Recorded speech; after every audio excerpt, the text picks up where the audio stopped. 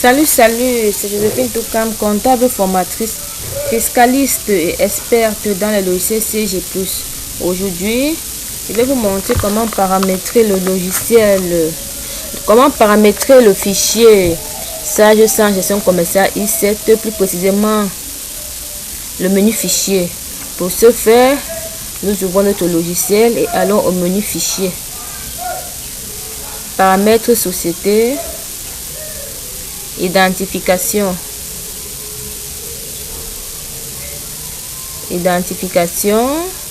Nous avons raison sociale, le nom de l'entreprise, activité, commerce général. Je tiens à vous rappeler que la touche O de mon clavier dérange. Ça ne veut pas prendre la minuscule. Forme juridique sale, commentaire sale, unipersonnel, s'il s'agit d'une seule personne. Pluripersonnel, s'il s'agit de plusieurs personnes. Et le commentaire n'est d'ailleurs pas obligatoire. Capital, je mets par exemple 1 million de francs CFA. Coordonnées, adresse, à quoi, salle de fête, complément, face Repco par exemple, code postal 237, région littorale, ville, Douala, pays Cameroun. Téléphone, je mets mon téléphone. Email s'il y en a, site web s'il y en a, SIRES, système d'identification du répertoire des entreprises français, code NAF, nomenclature de l'activité française, identification TVA français, sauf erreur de ma part. Et puis je viens à contact. Contact, tu passes sur ajouter, interlocuteur, civilité, monsieur, madame, tu choisis ici. Nom, tu mets le nom, tu mets le prénom, le service, pension, tu remplis ici. Tous les renseignements fournis concernent les renseignements de la personne concernée, de la personne de l'administration concernée ou de la personne que l'on a ajoutée. Administration ou pas. Ok. En l'occurrence, je paramétrer monsieur Camden Jean, fonction PDG, téléphone, portable, je mets portable s'il y en a. C'est pas obligatoire. Monnaie et format, devise, franc CFA, unité CFA, c'est unité CFA.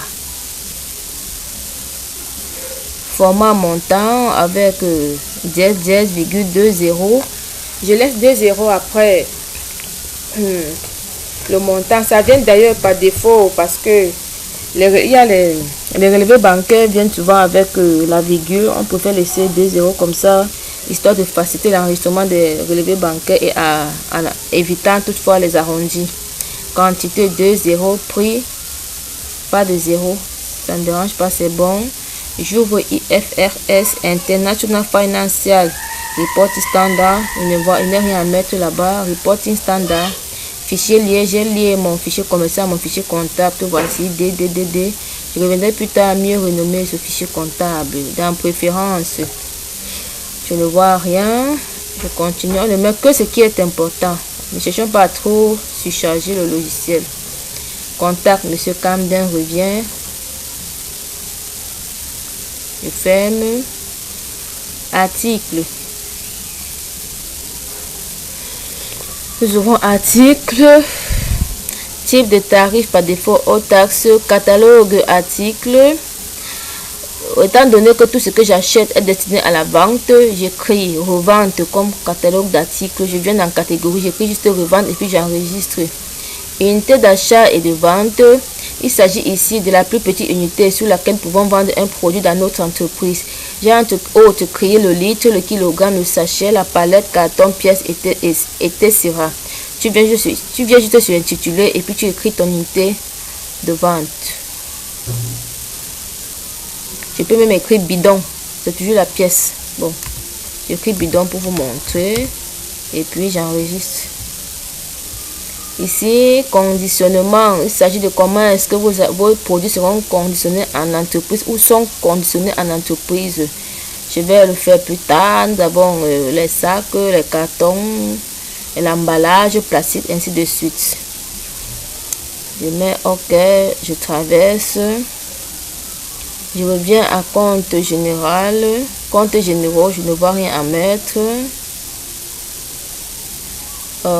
Compte tiers. Les tiers dans GESCOM, il s'agit des clients et des fournisseurs. En comptabilité, les tiers concernent les comptes de la classe 4, en l'occurrence clients, fournisseurs, salariés, tous les comptes de la classe 4. Mais dans GESCOM, les tiers les plus utilisés sont les comptes clients et les comptes fournisseurs. Client, numérotation manuelle, fournisseur, numérotation manuelle, pour dire quoi? Que c'est nous qui paramétrons manuellement nos comptes clients. Catégorie tarifaire. Catégorie tarifaire ici consiste de la manière dont nous avons catégorisé nos clients en fonction de leur type, de leur nature et de leur, je peux dire, de leur personne. Nous avons par exemple les grossistes, les semi-grossistes, les détaillants, les VIP, les ONG. On peut aussi créer les orphelinats et autres. Tu viens juste ici, tu écris par exemple orphelinat. De façon à ce que si c'est un orphelinat qui t'achète la marchandise, tu vas savoir quel prix tu sauras à quel prix le vendre. Un grossiste t'achète, tu sauras à quel prix le vendre, ainsi de suite. J'écris par exemple orphelinat. Vous pouvez créer d'autres. Enregistrer. Mode de règlement. Nous avons règlement en espèces, par chèque, ordre de virement, move money, orange money. Tu viens juste là sur intitulé. Tu crées ton mode de règlement. Je mets par exemple mobile money. Mobile money, type de règlement. C'est la monnaie électronique. Je ne vois rien, je laisse aucun. Et code de règlement, il peut écrire Momo. J'écris Mom. Et puis j'enregistre. Livraison, code de risque. Les codes de risque concernent. Les codes de risque ici concernent une manière de suivi des créances. La manière dont l'entreprise paramètre son fichier commercial histoire de mieux suivre ses créances clients. C'est ce qui concerne les codes de risque. Si le montant est situé entre temps et temps, à livrer, à commander, ainsi de suite. Et bon, je viendrai plus tard faire dans une vidéo perso, dans une vidéo uniquement. Ok. Et j'étais où? J'ouvre les tiers, je sais pas c'est où j'étais. Oui, je sors des tiers déjà, je ferme. Que dois-je encore ouvrir ici? Bon, j'ouvre comptabilisation. Comptabilisation, nous avons ici ce qui est plus important. Quand tu ouvres comptabilisation, ce que tu vois, passerait comptable de l'escompte.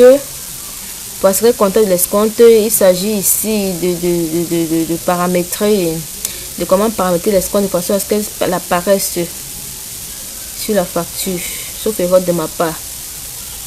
Oui, je reviendrai plus tard paramétrer cela et je vous le promets vraiment, je ferai. Je le note d'ailleurs.